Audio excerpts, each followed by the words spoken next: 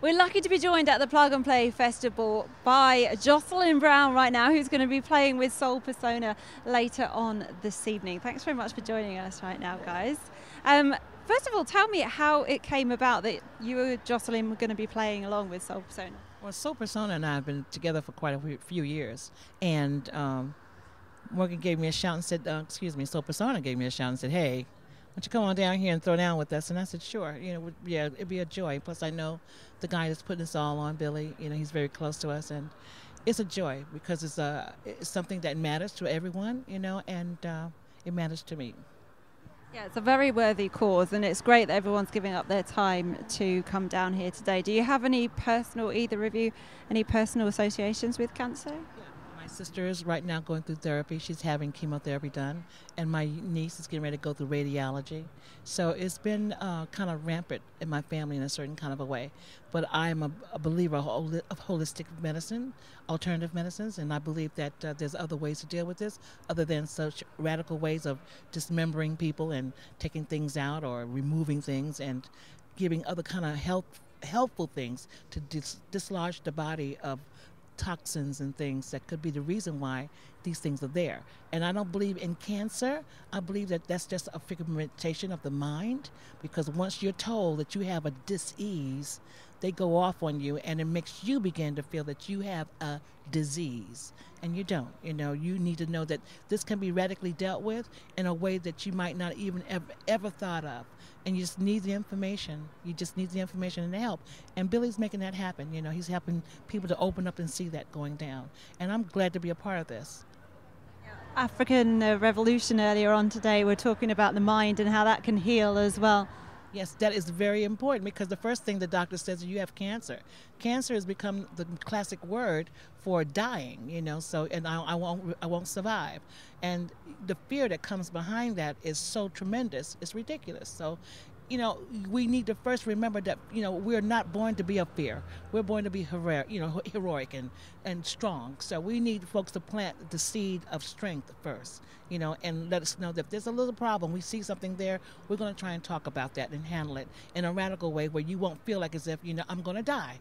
And immediately the cancer word comes up, I got to go get therapy done, or I've got to go get it removed, or, and they don't think about, sit down for a minute, take a breath, breathe, You don't have to do anything as of this moment.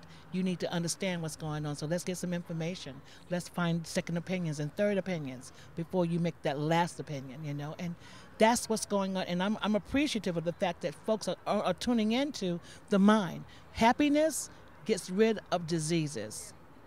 The mind is a powerful thing, isn't it? So it really is great that you've come down today. But how long have you guys worked together on the set that you're going to be doing later on? Well, the song we're doing is from an album we're doing together, like a rare groove album. We're just sort of finishing it off, aren't we, at the moment? And we're doing one of the songs on there called In the Middle.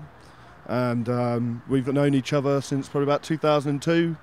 And I used to work in her office, and she sort of showed me the ropes and gave me the inspiration to do what I do now. So it's a lovely relationship. She's like a second mother to me, this one, yeah.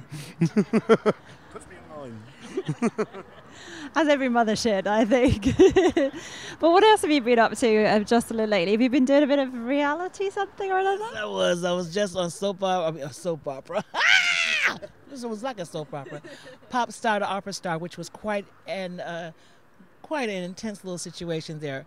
But it was wonderful. It was a great opportunity.